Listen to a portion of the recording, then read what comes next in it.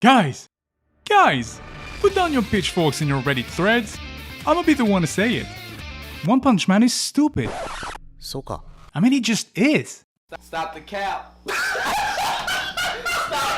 Yo, got debated, it's actually a masterpiece. And just to preface this video, I want to make it clear that this is not a review of the series and that this entire video is spoiler free. However, if you've already read One Punch Man or if you haven't but you would like a full review regardless and don't mind being entirely spoiled, then let me know down in the comments below and I might do a complete deep dive video soon, as there's so much I wanted to talk about but was forced to ignore in this one to ensure I wouldn't end up spoiling anyone. Now let's get back to our video. So, what is One Punch Man all about, you may ask? One Punch Man is the story of a man named Saitama who became the strongest human on Earth following 3 grueling years of physical and mental training in order to become a superhero for fun. Unfortunately, he grew so strong that he essentially became too OP. Now a jaded and bold and recognized superhero who can beat any opponent in one punch, Saitama lives his life on the fringes of the most monster-infested city in the world. Yet one day, after defeating yet another monster in one punch, he saves and meets Genos, a human cyborg who becomes fascinated with Saitama's power and demands he becomes his sensei. In exchange for rent money, Saitama accepts. After discovering that no one has any idea who he is despite defeating scores of monsters in the past, Saitama is introduced to the existence of a hero association by Genos, where all registered heroes are ranked by levels, from C class to S class. This hero association is fighting to defend the world against monsters, themselves also ranked by levels, called disaster levels: wolf, tiger,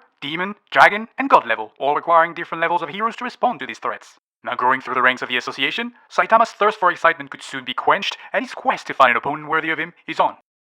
So yes, the core of the story is indeed one of a man who grew so strong he is now bored of life as a whole because he cannot find a single opponent strong enough to endure more than one punch from him.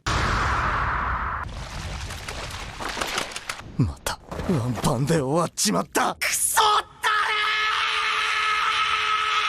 れー But with such a simple premise came something I'd never imagined before reading One Punch Man. That is how insanely good the actual story and writing would be around the protagonist and beyond that simple premise. Masterfully dancing between hilarious comedic absurdity, all-out action-packed entire volumes, down to real emotional moments that you truly wouldn't expect from a manga like this. Besides all the action and fighting going on, one has managed to write a story filled with some of the strongest emotions you can feel while reading manga. Some obviously used as comedic relief, some simply as naive and sweet character development, while others connect you with the story on a deeper philosophical level. Within pages of each other, these moments take you on a whole roller coaster of emotions you just do not want to get off of. And another key clever element of the story actually is the public's and most of the heroes' attitude towards Saitama and their ignorance towards his power. The fact that Saitama is incredibly OP, coupled with the general public also adoring him, would have killed One Punch Man's appeal. The fact that he's mostly always late or absent from the biggest moments in the story, where he could finally show his true power for all to see, is what makes Saitama ultimately Saitama. His displays of strength and power usually being between him and his opponent only is the rawest and most intelligent depiction of Saitama's personal quest. Not fame, no money, to an extent, but to finally feel something again, to feel the thrill of a challenge, of an obstacle in his way. And plot-wise, it also allowed the story to have some sense of high stakes during the many fights he's not involved in, giving center stage to a plethora of wonderful characters one has created. And speaking of characters, leaving Saitama aside, one thing I would point out to new readers of One Punch Man is that you will be introduced to an absurd amount of characters throughout the early stages of the series. And although it may seem like an overload of information at first, you will quickly discover that a great deal of them are actually very memorable and lovable in their own ways, and that they will in fact be very useful to move the plot along around our main protagonist. Granted, the initial motives and personal quests of some of the characters might seem ridiculous, plain stupid, or over the top, but that's what makes their eventual character development that much better. And the character designs, the names, the abilities, the attitudes, and their antics will all take you from the occasional nostril chuckle to a full-on laugh out loud moment throughout the entire series. My favorites have to be Genos, King, and Moomin Rider, all because of their pivotal role in humanizing and guiding Saitama, directly or indirectly. Some honorable mentions though, we've got the hilarious Super Alloy Darkshine and Puri Puri Prisoner, the badasses in Metal Bat and Zombie Man, and also Siryu, the OPs of all OPs in Tatsumaki and Blast, and lastly, the obvious fan service queens, Fubuki and Mizuki. Now just to make it clear, just keep in mind that I am not listing any monsters or villains, as I want to keep it spoiler free as I mentioned at the beginning of the video, but just know that they do have just mind-boggling designs for some of them, and that my favorite has to be Lord Boros. Now I've got to say, As for Saitama, oddly enough, he's a wonderfully crafted character, and his development throughout is really well thought out, in a sense that it is not rushed at all.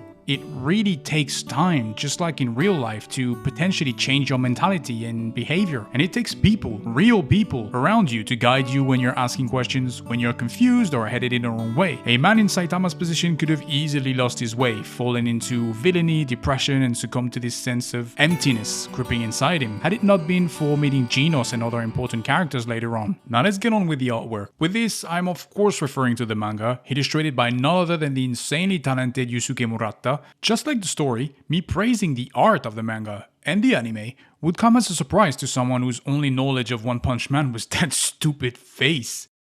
But it is so much more than the original. The art in One Punch Man is one I would easily consider a 10 out of 10 all-time in manga history, across the board. Besides how obviously talented Yusuke Murata obviously is, what is most impressive though is the sheer consistency of the art straight from volume 1 to any current volume the manga might be on at the time of you viewing this video. Retaining the simplicity of the original design of Saitama, but basically making everything else around him look absolutely stunning. The world building, the flawless sense of scale of every major panel, and the fantastic character design will force you to simply stop your reading and gaze at the insane amount of detail in display. One thing that truly struck me looking back on it is the attention to detail in how some monsters and heroes look. Despite only appearing in a few panels, they have an incredibly good and intricate character design to them, which could easily have been used for a main character or a main protagonist in any other series. In closing, to me, One Punch Man is a formidable manga. It ticks every box necessary to make it at the very least a valuable read for any shonen fan. It is incredibly fun, engaging, outrageous, emotional, and really does not dip for 1 second. I especially recommend it for anyone who's getting into manga maybe and is ready for a longer series, because every volume will leave you wanting more. Yet it's just so easy to just pick it up wherever you feel like it. If after watching this, you decide to give it a chance and you end up enjoying the series, I would highly recommend checking One's other ongoing series, Mob Psycho 100. I will be talking about this in another video for sure, but just know that this time One is in charge of both the art and the writing, and the manga is an absolute must read, and dare I say its anime adaptation is actually better than One Punch Man's.